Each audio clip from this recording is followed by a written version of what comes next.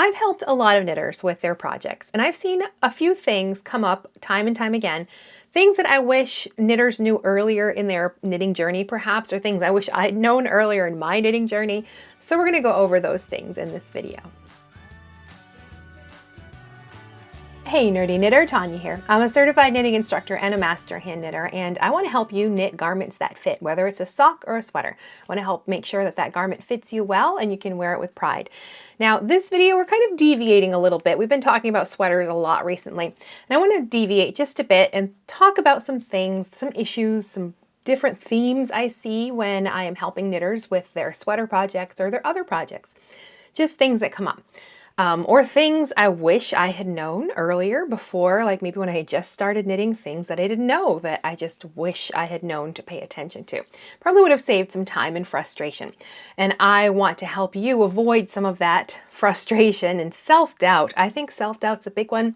We're not going to get into the psychology of knitting, but sometimes I feel like our hobbies bring some things up in ourselves that we need to address sometimes.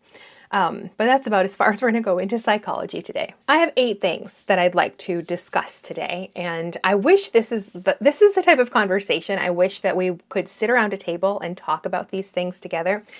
Sometimes when it's just a camera and I'm just talking to you this way, I obviously can't get much feedback from you beyond your comments. So I really value your comments, especially when we're talking about things like this. So if you have thoughts to share or opinions, please leave a comment. And if it just comes up, you know, like you have a thought about one thing and then something else, maybe partway through the video, leave a couple of comments. That's absolutely fine. YouTube loves that. But I just want to have a little conversation about these sort of 8 things that I think knitters need to know. No matter where they are in their journey, maybe you've been knitting for quite a while and maybe you finally started your first sweater. There's some things I think as a sweater knitter you need to know. Maybe you've knit a ton of different projects and you're good with all of these things, and that's good. I'm really happy that you're in that place. But this is for people who just there might be some things that are kind of slipping through the cracks when it comes to their knitting. So I just want to talk about them. Number 1, reading your knitting. This is an important skill. And I guess maybe it goes into whether you are a product knitter or a process knitter, like you just want to knit so you can have that sweater or sock or whatever. Or you just want to knit because you find it very relaxing and you really don't care what the finished product looks like. In either case, I still think you need to pay attention to your knitting. Even if the finished project doesn't have to be perfect, you still need to look at it. You need to see what your stitches are doing. You need to understand how those stitches work together, how they're created, how a knit works, how a purl works, how a cable works, or whatever fabric you're trying to create. Look at your knitting. Like, I know it's very easy, and I have one later on where it's about product versus process. And sometimes I have projects where I don't really want to pay attention. I just want my hands to have something to do while my mind is occupied with other things. And that's totally fine. But I still need to look at my project and make sure I'm not making a mistake, make sure I haven't dropped a stitch somewhere. I don't want to have to have some things, major things that I have to fix later on. And if I don't want to do that, then I've got to actually look at my project once in a while and see what's going on. Along with just looking at your knitting just to see if you've made a mistake or something is actually understanding that knitted fabric. This is an important one, and one that I see over and over again, online especially. I will see people post a picture of their knitting and ask, is my knitting twisted? It's a valid question, but I think you need to go and research knitting. And if somebody does say your knitting is twisted, then figure out how stitches are formed so they're not twisted, because that's the end goal. Twisted knitting is not a design choice if it's not what the original pattern called for. It's a mistake, and you need to learn the difference between standard stockinette stitch and twisted knitting. And that comes down to understanding how stitch is created, how you wrap the yarn. I have a whole video about that. I will link it down below. But really, that's how you have to learn stitch anatomy, basically. How a stitch is created, how you have to wrap your yarn, how you insert your needle. All of those steps in the process. Every knitter has to understand this and learn this. No matter how long they've been knitting, you need to understand how a stitch is made, especially if you want to fix it later on. If you've made a mistake and you need to know how that basic stitch anatomy before you can actually fix anything. So it's a valid question to take that picture and ask online, but then you need to go do some research and really learn how you're supposed to wrap. And you can wrap in either direction. It just depending on the way you wrap, tells you how you have to knit that stitch when it's that loop when it's on your needle to create that final stitch so it's not twisted. But again, video all about that down below. So that is number one. You really need to understand what's happening. You need to understand stitch anatomy. You need to be able to read your knitting. And you need to know how to make a knit stitch and a purl stitch so they are not twisted, why you wrap the yarn a certain way or insert a certain way to get that stitch to form that final shape. And this just leads right into point number two. Mistakes are inevitable and frogging is not failure. So you're going to make mistakes. Just learn that that's going to happen to you at some point. I still make mistakes. I make a lot of mistakes. I have a project right behind me. I did a gauge swatch and I cast on. I've been knitting. I'm thinking, this looks a bit wide. I stopped it, blocked it, washed it, let it dry, measured it again, and I'm off by 1/4 of a stitch per inch, which doesn't sound like much, but when it's a whole garment, it's like 4 inches that I'm adding to the size of this garment, and I don't want to add those 4 inches, so I've got to rip it all out and redo it. But before I rip it out, I'm using that garment, what I've knit so far, to redo my gauge measurements to make sure my gauge is more accurate, and then I can cast on again. So, and I have done about maybe 6 inches on this garment, like the whole front, 6 inches, and I've got to rip it all out and redo it because it's simply much more wide than I intended it to be. But that is okay. It's a failure, yes, but it's also a learning opportunity, and I can learn what other ways can I do a better swatch so it's more like my garment. Maybe my swatch was a little on the small side. Maybe I should go check my measurements on the swatch again to see if I maybe took them incorrectly. There's lots of things I can check to make sure I'm learning something from this. It's just a learning opportunity. I don't feel like a failure. It's frustrating, yes, that I've got to restart this project again and lose a couple of days of knitting, but it is knitting after all, and I like to knit, so I just have more knitting time for this particular project. I don't want you to be afraid of making mistakes and ripping things out and trying again. That's one of the nice things about knitting, actually, is unlike sewing, once you cut into that fabric, you can't fix it if you did something wrong. With knitting, for the most part, you can rip it out and redo it without issue. So don't be afraid of trying new techniques or messing up. I like to knit a swatch. If it's a new technique to me, I am not going to probably cast on that project. I'm going to knit a little swatch just to test things out. Maybe drop a stitch on purpose to see if I know how to fix it. Just things like that. Like, don't be afraid of making mistakes. Don't be afraid of having to frog your knitting. It's just more knitting. Don't you like to knit? It's just more knitting time for that particular project.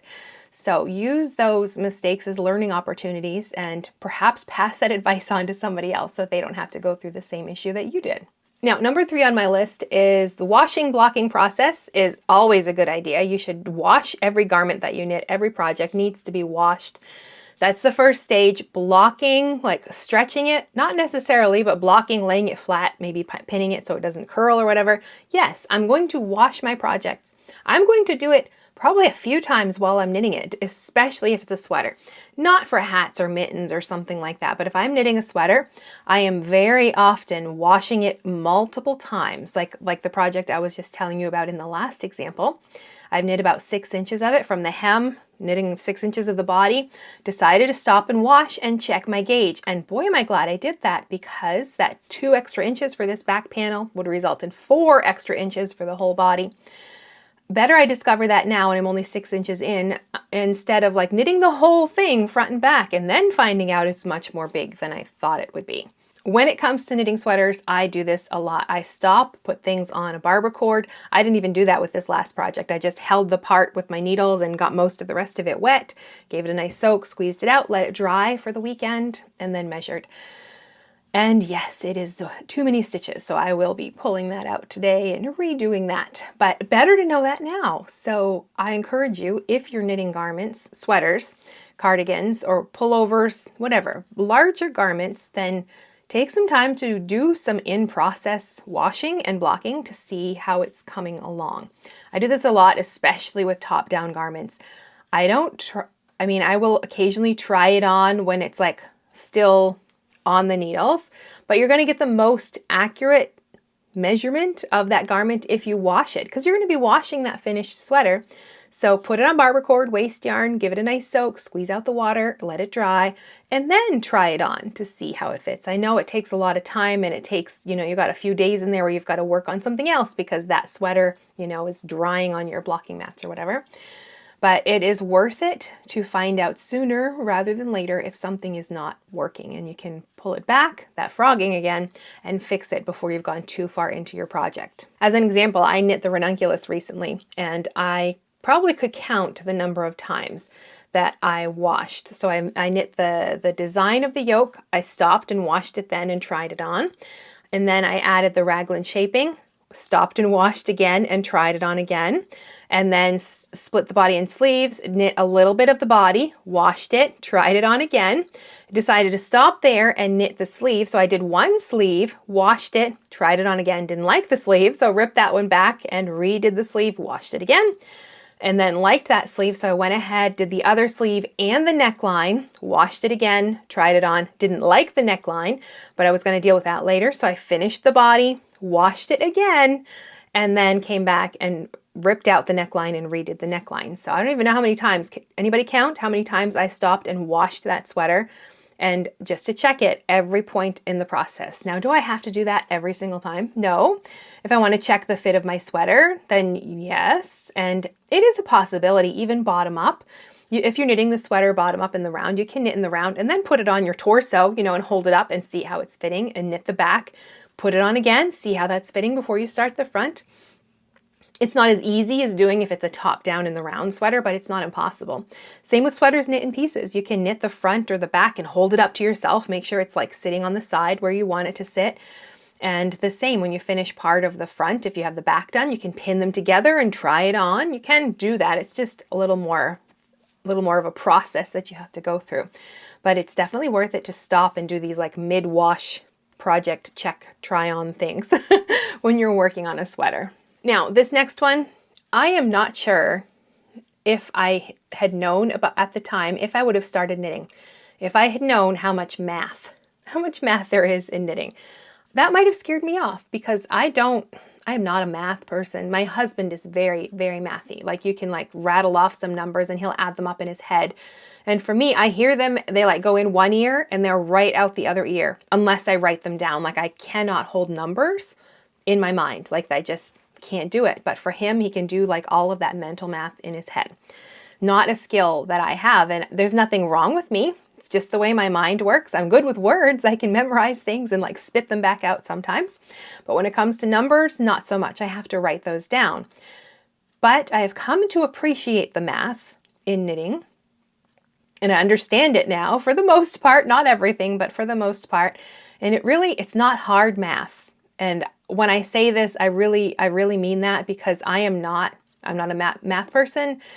Simple addition, subtraction, division, multiplication, that's all you need. If you have a calculator, you have your phone, it has a calculator, you're all set. I do all of my math with the calculator on my phone. I don't do it in my head. I'm just, I can remember what 6 times 4 is, but even like if I'm recording a video or doing a live stream, even that, like my brain goes completely blank and I cannot remember even the simplest math, and I have to use a calculator.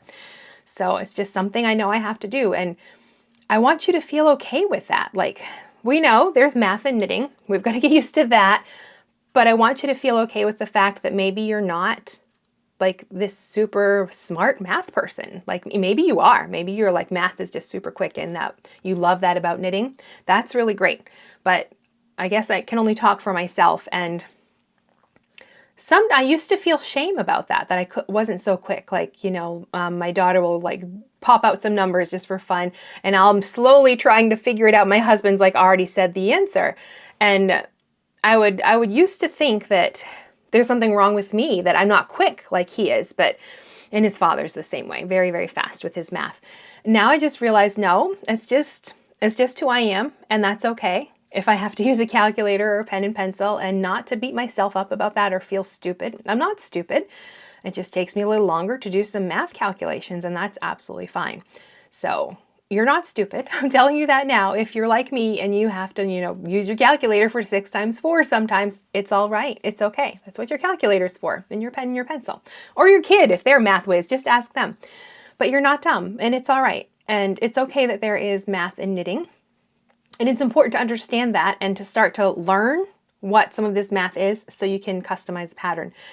Because here's the secret that every designer doesn't want you to know. Not really. But all knitting is to get a certain shape. Let's say you want something that's 6 inches wide. How many stitches with that particular yarn and needles can you get in an inch?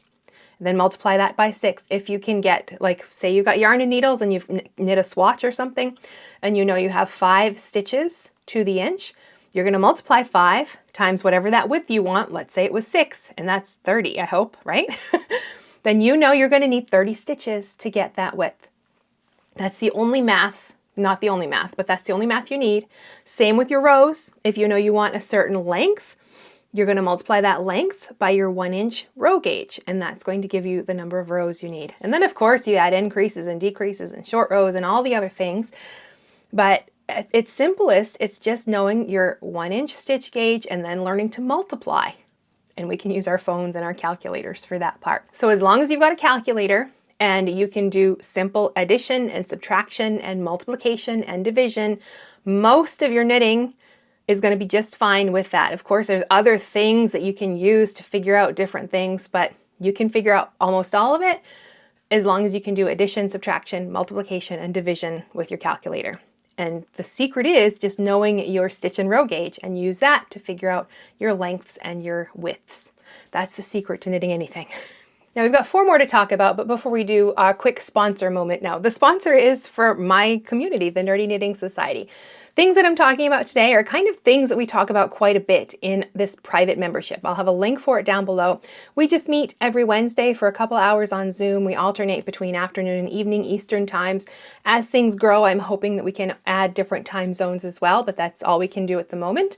It's still a pretty small group, but we just meet once a week. We have like these little chat sessions. Everybody brings their knitting and we just talk.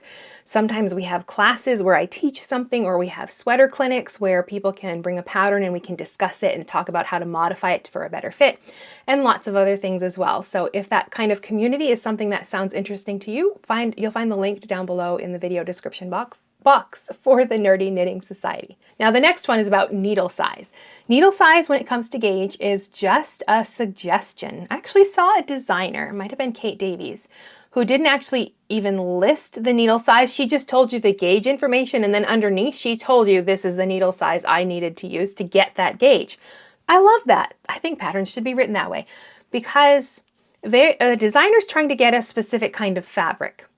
And then they turn that into some gauge measurements so other knitters who want to knit that same design can get the same garment dimensions with that same gauge information. But it all starts with the fabric. And then, of course, the gauge information. So to get that gauge, you might not want to use the same needle size. Perhaps you knit a little more loosely than that designer. Perhaps you knit a little more tightly than that designer. So that needle size is a recommendation. It's a starting point. It's not a rule. I find it helpful to swatch on multiple needle sizes, and I like to do it all at once because I'm lazy. If I think I'm just I'm gonna use the designer's recommended gauge, I'll knit my little swatch, well, not little, 6 inches at least, and then wash it, let it dry, do my measurements, find out I don't like the fabric or the gauge isn't right.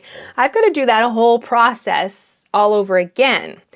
I'd like to skip that step, so I knit a bigger swatch and I use 3 different needle sizes all at once. So then I can really get an idea which of these needle sizes in this range is going to give me the closest gauge to that design. So here's an example of what I'm talking about. So big swatch, I use the yarn over technique to indicate what size needle I used. Then I have a little line separating when I switch my needle sizes and 3 different sections. So then I've got this, and yes, it's going to take me a whole evening to do this swatch, but I don't mind. I'm going to watch something I enjoy watching and just do my swatch, have those 3 needle sizes, then I can wash it. However I'm going to care for my finished project, I'm going to do that.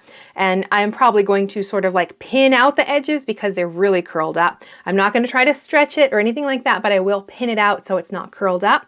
Let it dry, unpin it, let it dry, handle it, rough it up a little because my sweater's going to get some, use and wear, and I'm going to have my purse over my shoulder. It's going to get roughed up some.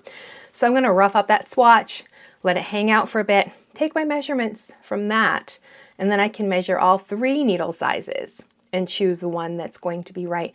Instead of having to do the swatching process like 3 nights in a row, you know, to get that final needle size, I can do it all at once. And yes, you can reuse your yarn. Sometimes I will even like cut a long strand and then just like feed it through the final loops, so I can just pull it out and yank it out and like refinish the yarn, like get it wet or steam it just to work the kinks out. Then I can reuse the yarn. You can very often do that unless maybe it's you've cut it, like if you've done the swatch in the round and then you cut the strands so you could lay it flat. You can't reuse that, obviously.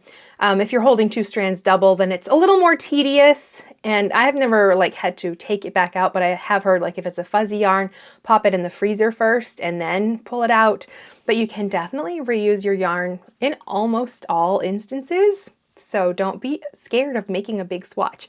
And if it's an established designer who knows what they're doing, then they have put a little bit of an extra in that yarn estimate anyway, generally 10%. Like I figure out like how much yardage using my sample size, and then I add 10% to that for all the sizes. So there is a buffer in there because people have different tensions, or they might want to modify something, you know, might want to knit a big swatch. So that extra little 10% is what is generally included. Most designers do include this little buffer so you can make sure you're going to have enough yarn. So don't be scared of swatching. And another thing along with this is maybe you discover one of those needle sizes. One gives you like the gauge that you need for the pattern, but you actually prefer the fabric for a different needle size. It's totally possible to use some math and figure out how to knit a size using your gauge. Definitely not that hard to do. Definitely something you can do. I think I've done a video about this, so if I find it, I'll link it down below. But that's something also when you're doing the swatching process, not just needle size. You want to look at the fabric. Make sure you like the fabric. Make sure that yarn is going to work for the fabric that the designer wants. Maybe your yarn is on the thinner side and it's really too open and drapey and you can like poke a finger through, and you kind of don't want that most of the time in a sweater. So maybe you need to either find a different yarn for that pattern or knit it at a tighter gauge. And this is all things that you learn in the swatching process. Now, the next thing that I've learned is something, I guess as I'm getting older, I'm thinking more and more about, and that is taking breaks and thinking about my posture as I knit. I have started to experience like some pain in my elbow, which actually I think is attributed to my computer work and not my knitting, but still, the older I get, the more I'm trying to think of these things because I want to spend, you know, when I'm a retired old lady and I just want to knit a lot, I want my body to still be healthy enough to allow me to do the projects and the things that I want to do. Part of that is, you know, not putting a TV show on and knitting for like 3 or 4 hours straight without moving. Like that's not healthy. You need to get up and move. Like things I hear from, you know, different doctors and YouTube videos or whatever is like every hour you should get up and move around, do a few squats or walk a bit, you know, something. Don't stay in one position too long. Like it's just not good for your body. And the older I get, the more I think about things like that. So I try to make it a point, you know, to, if I'm at my computer, I stand and have a standing, like a desk that goes up and down. So I'll stand for a bit, then I'll sit for a bit, and I've got a treadmill. So I pull that out and I do a little walking. So I'm always trying to like change my position. And I know as knitters, we can tend to just be a little bit sedentary when we're working on our projects. So we have to find some ways to get some movement in as well. So we can be healthy and knit as long as we want for our future selves. So don't try to push through the pain. Figure out what the pain is, and maybe, you know, Google there's the knitting physical therapist. I'll link to her down below. I just heard a talk from her recently in our membership. She's really fabulous, and she went through lots of great exercises and she posts them online. So really good to check that out. And I think it's also helpful. Now, I'm not a doctor or anything, so don't come to me for medical advice, but I think it can be helpful to learn different knitting techniques. Like let's say you're a natural right-handed knitter. It might be worth it to learn to knit with your left hand, even if it's not perfect. But let's say your right hand is causing you problems. If you can learn to knit with your left, then you can, you know, get some of the pressure off that right hand. So maybe you're just going to work on simple little shawls or projects that don't matter as much when you're working with your left hand, but it would still give you more knitting time. Or different knitting methods like, Portuguese knitting, where you have the yarn around your neck and the yarn's in the front and you're just kind of flicking it with your finger. Or lever knitting or parlor knitting, where the needle is under, like the long straight needle's under your arm and that's holding things in place. There's lots of different ways to knit. So I think it's worth it to explore some different ways. So you're using different motions with your body So if you do ever have any sort of experiences where you need to take a break, perhaps you can use a different method and you don't have to completely take a break. But I mean, talk to a doctor about things like that. I think going along with this idea of learning different methods can also be applied to our next point, which is that different projects serve different purposes. Let's say, like, I'm knitting a sweater. That is a product. Like, I want that product. When I'm done, I want to have that sweater. And I'm going to take more time because I don't want to spend the time it takes to knit a sweater for my body size to find out it's not going to fit. So I am going to swatch. I'm going to knit part of it and then I'm going to wash it again and check my gauge to make sure I'm still pretty much on target. Maybe it's just a little bit different and I can modify to make sure it's all right. Maybe it's really different and I'm going to have to rip it out and start over, but use that part of the garment as my swatch first and get new measurements. I'm going to try it on a lot. I'm going to make modifications. I'm going to read through that pattern, look at the schematic, think about how I want it to fit my body and where I'm going to have to change things. It's a big process when I knit a sweater. I don't just cast on and start knitting and hope for the best when it comes to a sweater. I did actually with a ranunculus. I talked about it earlier, all the steps of stopping and blocking, but that one was actually on the easier side, speaking of that, because I didn't make a ton of modifications to the pattern. But in general, when I knit a sweater, I do think about all of those things, and it's the product for me in that case. And then on the other hand, we have process. The process knitter and the product knitter. The product knitter wants that thing or garment or whatever. The process knitter just wants to knit. And sometimes I feel that way too. Like, I don't want to think about like the swatching and the math and how am I going to modify this and, stop and write out part of the pattern that I've got to change. It's a lot of work. And sometimes I just want to grab some yarn and some needles and just knit something pretty simple. Like this one right here is just an easy shawl with some hand spun yarn. I didn't check my gauge. I'm not even using the same yarn weight, but I'm just going to go with it. And hopefully the shawl is going to be big enough. And if not, oh well, I can rip it out and use the yarn for something else, because at the end, it wasn't about the product. It was about just, I wanted something in my hands so I could knit and not think about, whatever was going on in my life at that point or in the world, or I didn't want to do math or anything like that. I just wanted to watch my K-drama or my Turkish drama and just knit in something simple so I can read the subtitles and have something in my hands at the same time. So it's absolutely okay to have more than one project on your needles. I'm not going to tell you how many you're allowed to have. There's no rules about that, but just think about your own sort of mental health, I guess. I know for me, if I have too many projects like all around the house or in the basket behind me or whatever, it starts to feel stressful, and I don't want my knitting to feel stressful. Of course it's going to, because it's my job. I design, I teach. There's moments where it's a lot that's happening. But when it's just knitting that I want to do for myself, I don't want it to be something that's going to cause me stress. It's my hobby. And nobody is like paying me to get these things out the door. Well, unless it's a design. But like just this thing that I want to knit for myself, just because I just want to knit. So I can't tell you how many projects you should have before you start feeling that way. I know for me, like when I can't, grab a needle size to do something I need to work on because all of my needles are on a project somewhere, I start to feel like a little stressed out about that. So I think it's a little bit of, you have to take some time to self-reflect for yourself and see what's the number for you that you can't cast on more than this many projects, or you're going to start to, feel a little stressed or overwhelmed. Then we don't want that. We want to be relaxed when we're doing our knitting, and that number is different for everybody, but something you should keep in mind for yourself. But it's absolutely okay to have more than one project. It's absolutely okay to be a one project at a time person. Like if you want to focus on just one project and you don't start anything else until you finish this project, that's fine too. I know for me, I just have to have a few different. If there's something I'm working on, I need some kind of a, palette cleanser, just something small and mindless, just to offset all of the math and brain work of the other project. But that is personal for me. It might not be that way for you, or it might maybe you've got like a few different things and you don't mind having a lot of projects. That's something you've got to decide for yourself. But it's absolutely okay to have multiples. It's absolutely okay to have projects that serve different purposes for you. And we all have those things. It's your hobby. It should be fun for you. This last one is specifically for sweater knitters, I would think. I guess you could apply it to other things as well. Even socks. Sometimes I used to think my feet were too wide, but they're my feet. They give me nice balance. I guess that nice wide foot gives me good balance. So it's all right. I don't have to think about that. But the thing here is that your body is not the problem.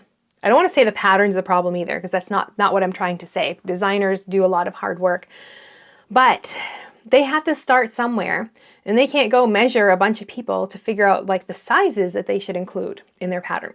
So what they use are body standard size charts. You can find one on the Craft Yarn Council. They've got them for kids and men and women, from like, you know, small up to like, I don't even know how many sizes, maybe 8 or 9, I don't know how many they have on the Craft Yarn Council.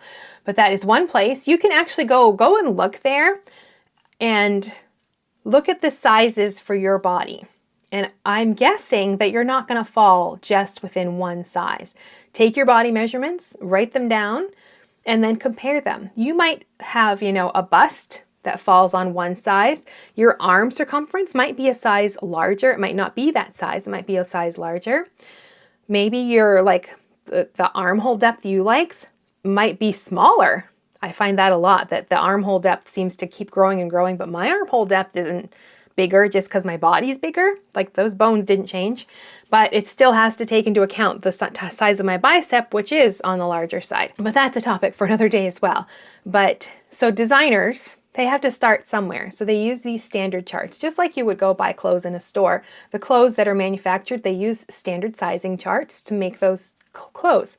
Same thing with knitting patterns. Now, there are different ones that can be used. The Craft Yarn Councils, they've got some issues, and there are other ones that you can use. There are some you can even purchase. I've never purchased them. They're expensive, but I have like 4 or 5 different size charts that I've kind of put together in one, and I use a combination of those when I'm designing something, depending, you know, and even. Well, if you design for a magazine, they might want you to use like a specific standard chart somewhere, and you have to use that if you're designing for them. So it can vary, but it all comes down to designer has to start somewhere.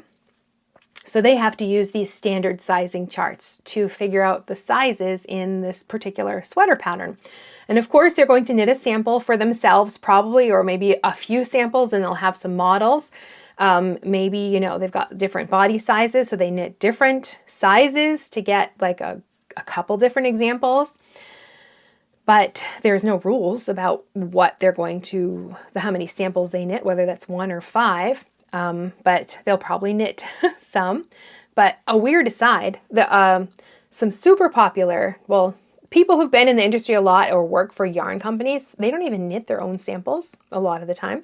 Like they might do a swatch and do the math and then like have a sketch of the design, and they send it to like the yarn company, and the yarn company does all of that work from the sample, the writing, the pattern, everything. All the designer does is like the swatch and the fabric and the schematic for the pattern, and somebody else handles everything else. Now that's not happening for most like self-published designers, but it does happen for like yarn companies and things. But I'm getting a little off track. I want to get on the topic of like, your body's not a problem. Like your body's just your body. Take it for what it is. Appreciate it. Another one of those, I'm getting older. I want to appreciate that my knees, you know, don't creak and crunch, and that, you know, I'm just, for my size, pretty healthy. There's things I have to work on, but we're not going to get into that either. But your body is not the problem when it comes to a knitting pattern.